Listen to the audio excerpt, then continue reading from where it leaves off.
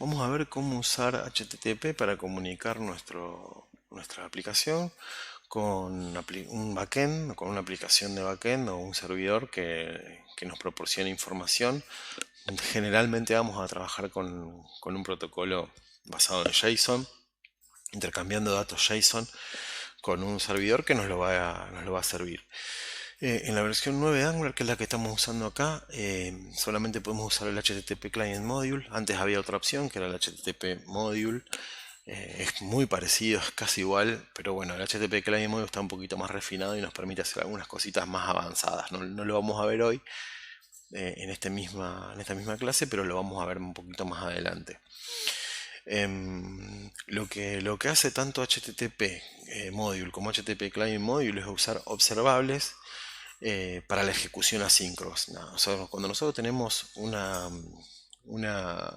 comunicación de red, como es en el caso de HTTP, generalmente tenemos algún manejo de ejecución asíncrona. Nosotros tenemos que esperar, nosotros hacemos un pedido, en el caso de HTTP hacemos un request, ese request se envía y en un momento esa respuesta llega. Y en el momento que esa respuesta llega, tenemos que ejecutar alguna acción. En el caso de JavaScript esto es bastante natural, trabajamos con callbacks y nosotros decimos, bueno, yo hago un request y cuando llegue el response, a la hora de que llegue, ejecuta esta otra función que procesa esa respuesta. Bien, eso sí, nosotros trabajamos, en el caso de JavaScript se hace de esta forma generalmente. En otros lenguajes se puede hacer con un sistema de polling, donde yo estoy esperando a ver si me llegó la respuesta. Hay varias opciones a la hora de manejar esa asincronicidad que se da en el trabajo de red. Bien, pero veamos acá en el caso de Angular. En el caso de Angular 9, digamos ya, se trabaja con un concepto que es el concepto de observable. Ese concepto de observable es mucho más general que solamente la idea de un request y un response, ¿no? Otro framework como jQuery o el mismo Node.js, sí, el mismo Node.js a la hora de trabajar con request, trabaja con callback, lo hace de una forma un poquito más sencilla. Pero en el caso de Angular se trabaja con lo que se llama un observable, que es un patrón de diseño, ¿no? Un observable donde un objeto, creo que ya lo hemos nombrado en otros videos, donde un objeto tiene suscriptores, o sea, yo tengo un objeto que es observado, es un observable, y tengo un observador que se suscribe a los cambios que puede dar ese observable. Entonces, cuando yo me suscribo con ese objeto me va a enviar notificaciones cuando se produzca un cambio en su estado interno. Bien, en este caso, bueno, este está especificado con este diagrama y ese observable va a ir emitiendo eventos hasta que quede lo que se llama, puede terminar en dos opciones, puede ser completado o puede haber un error, ¿no? Cualquiera de esas dos opciones. Puede emitirse un error, puede emitirse un valor normal o puede darse que se complete y se termina el observable. En el caso de los observables que usamos para HTTP, en el caso de Angular, vamos a tener unos observables que nosotros cuando nos suscribimos se va a ejecutar la llamada de red y cuando esa llamada vuelva se va a emitir un valor que es el valor de la respuesta de esa llamada y se va a completar con ese valor también. O sea, es un poquito, en mi opinión, está un poco desperdiciado el concepto de observable para el caso de una llamada HTTP que siempre es un request y response, ¿no es cierto? Porque está pensado para HTTP 2 o para versiones más nuevas de HTTP o para comunicación de sockets o comunicación de WebSockets y tener un modelo genérico. Pero en el caso de los observables, para este caso es raro porque es un observable que emite una sola vez. O sea que al final, cuando llegue, va a emitir un valor y lo vamos a poder procesar. Para todo este manejo de observables está RxJS, que es una biblioteca que Angular lo incluye, digamos, es parte de esto que decíamos nosotros al principio cuando hablábamos de Angular, que es una solución empaquetada que trae varias cosas ya decididas. Vos para hacer request response tenés que usar el HTTP Client Module y eso incluye el uso de RxJS. No te puedes salir de ahí. No puedes usar, por ejemplo, otro framework, usan como Axios, por ejemplo, usan Promises para manejar HTTP, que a mí me parece que es un poquito más acertado. Pero bueno, en el caso de Angular se trabaja de esta forma y es muy bueno que nosotros podamos familiarizarnos un poco con lo que es RxJS y los distintos eh,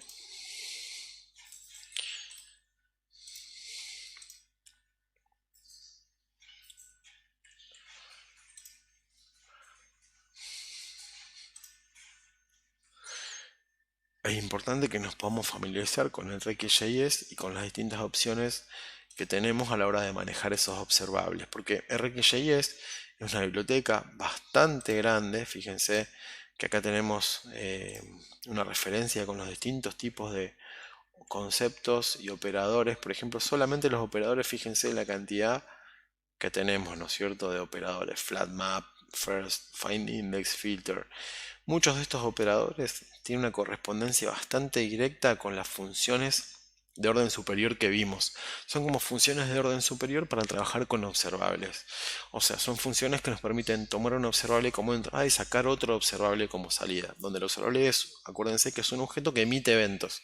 Yo puedo modificar la forma o crear nuevos a partir de un emisor de eventos. Por ejemplo, decir, bueno, yo quiero que de cada 3 eventos que emite este observable, se concentren en un solo evento que sale al final, o que solamente me muestre el último de 3 eventos, o que me muestre que solamente me emita los eventos que pasan dentro de los primeros 100.000 o dentro de una cantidad de milisegundos. O sea, puedo operar sobre esos observables de una forma eh, bastante compleja e interesante de componer ese comportamiento. Pero bueno, es todo un tema en sí mismo, lo vamos a ver cuando veamos también Reactive Forms, y en ese momento probablemente hagamos también una clase específica de de React.js, de lo que es programación reactiva. Ahora vamos a ver lo más básico, lo vamos a ver directamente con los ejemplos HTTP, como para que lo podamos manejar y podamos hacer las llamadas necesarias y por ahora nada más, ¿no? Invito a cada uno a que lo mire eh, de forma individual. Entonces, bueno, en el caso de Angular, ¿cómo hacemos una llamada HTTP? Bien, veamos lo más básico, después vamos a hacer un ejemplito con el código. Entonces, nosotros para hacer una llamada HTTP, fíjense que vamos a tener que inyectar el servicio HTTP Client. Para esto vamos a tener que importar el módulo HTTP Client Module, después vamos a ver bien cómo se hace. Pero nosotros ya si tenemos este HTTP Client, vamos a poder hacer una llamada GET, ¿no es cierto? Y le pasamos un URL. Eso lo que va a hacer es crear el resultado de esta llamada, va a crear un observable al cual nosotros nos podemos suscribir. ¿Bien? Nos suscribimos y en esa suscripción nosotros especificamos una callback, una función. Esto de acá es una función de tipo función flechita, que es una función que se va a ejecutar en el momento de que este observable que se generó con la llamada llegue y me llegue el dato. Entonces yo digo, bueno, obtener esto y cuando llegue guardar el resultado de la respuesta, los ítems de la respuesta en esta lista. Fíjense que acá quedan abstraídos todos los detalles que hablamos antes de HTTP. Por ejemplo, los headers. ¿Qué headers se van a mandar? Solamente estoy especificando el URL. Bueno, estoy especificando una parte importante del request. Y también estoy especificando el verbo. Estoy diciendo es un get. Pero no estoy especificando el content type, no estoy especificando el content length, cuánto voy a soportar.